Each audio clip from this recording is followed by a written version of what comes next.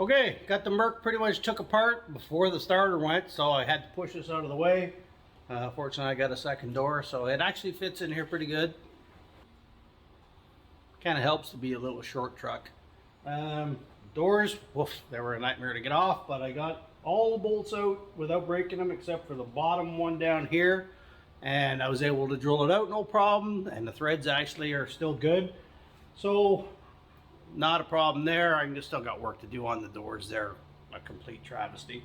The passenger one, the handle doesn't work to open it. Both window vents are gone. There's of course no weather stripping anywhere, so everything rattles and shakes.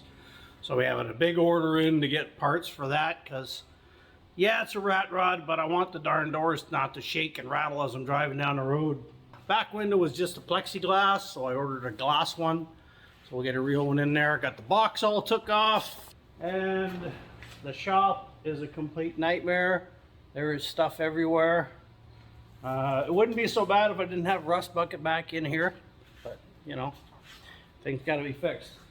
Picked up a RCI fuel cell, just a cheapie. I'm not doing professional racing or nothing here.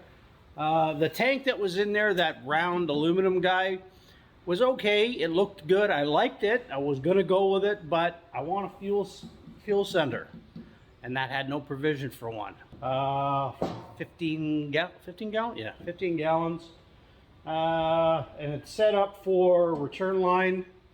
So if you do decide to run an electric pump or a fuel injection later on, you just run your return back. Obviously, small block Chevy doesn't need it. It just needs a pickup and the rollover vent. I ordered that. It's coming in. So we're gonna do that. Obviously I got a whole bunch of wiring to do, so I bought a whole bunch more colored wires, keeping it simple. My old colorblind eyes can actually tell the difference of those, and that's about the extent of what I can see. So yeah, other than that, I'm gonna start, since I'm waiting on parts and the engine and steel and some other things. This had some old Bosch gauges, which are good gauges, they're all right, but I just only had 3 and I didn't feel like looking. By the time I priced out some other gauges in the style that what I wanted, they don't match, so I'll use them for something else. But I got gauges on the way, autometers. Of course, I like autometers, I always have. That Canadian Tire tack is coming out of there, and I got a Pro Comp going in. I'm really not happy with that 7.5 inch that's in there. This motor is going to be putting out some ponies, and I know that 7.5 can't really handle it, and it's a one-wheel peel. I did have the other one that Johnny there gave me when I bought this thing. It's an 8.5, but it's 10 inches wider. So either I go through all the hassle of buying new axles and shortening up that one, or I look for one and see what I can find. I don't think I want to get into shortening it. It's just a pain. I mean, I've done it, but it's a lot of work for what it is. I don't know. Options, we'll see. We're going to get to work on this here machine. We're going to start making some forward progress instead of just dismantling everything. One thing I want to do with this thing is put in a roll cage. And I'm going to do that today. Or at least start it. This is what they've got done for a cab mount.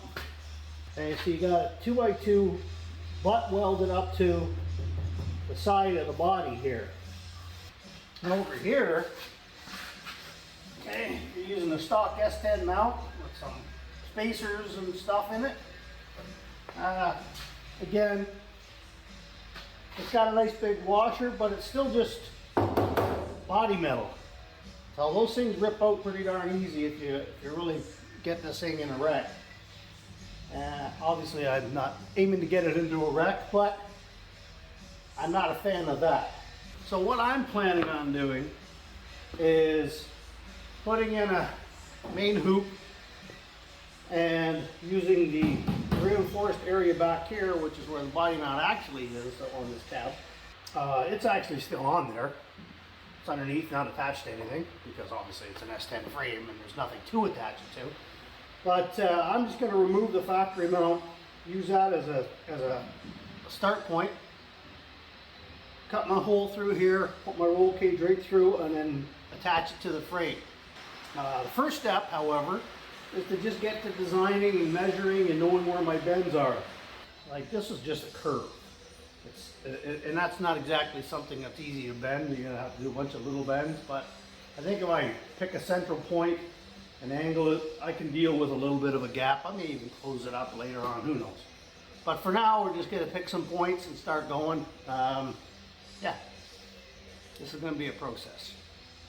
Okay, so this is basically what we're looking at.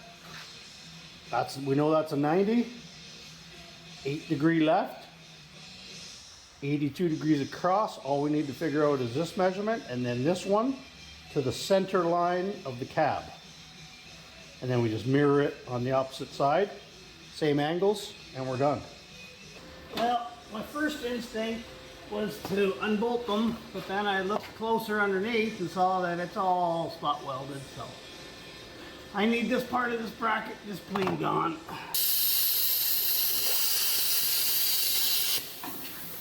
Okay, there we are. I got the old superstructure cut out. I haven't grounded or cleaned it up or nothing yet, but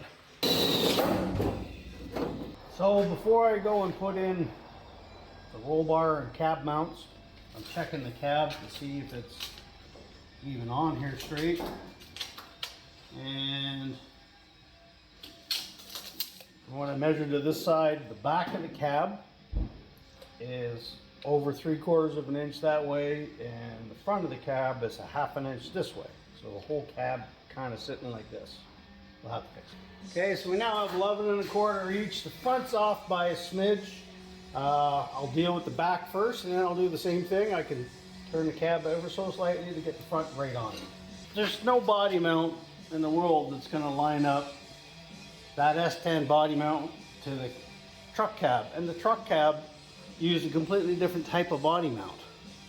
So there's no compatibility here. You have to fabricate. So what I got done is I got the holes drilled out for the back main roll cage hoop. And I'm just using this 1.5 inch DOM, and I got it on a 90 magnet. So I got the hole made back here. I can slide the pipe down, and you can see the pipe sticking out the bottom now. Now is the pipe sticking out just below the cab. So that roll cage is going to go right through the floor, and then I'm going to make a bracket from the frame out to that roll cage. So what I got is some old recycled steel, because I like that best because it's cheap.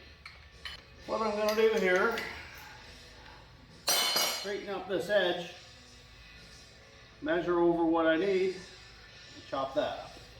The astute amongst you might have noticed the chop saw in the back.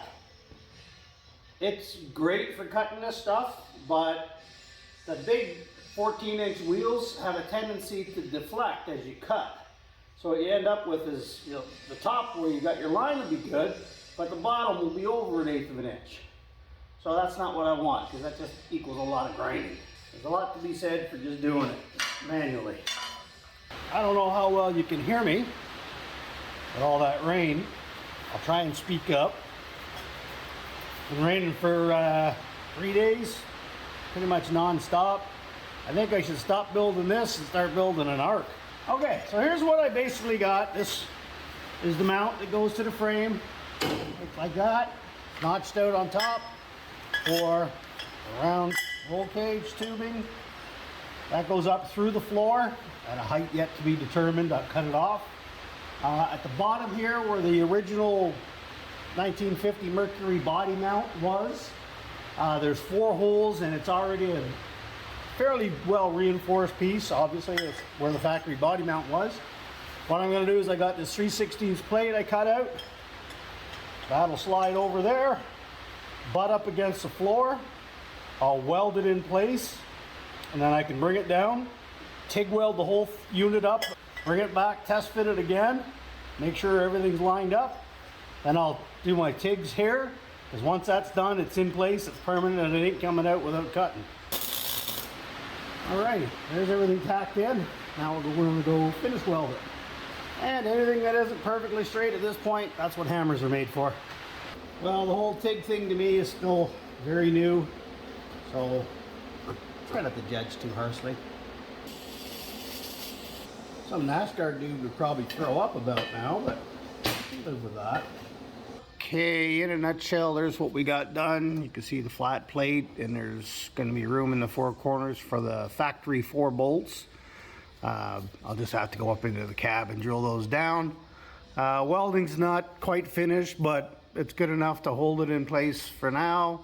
Once I get the cab off, I will clean those welds up a little bit when I can get at them a lot easier.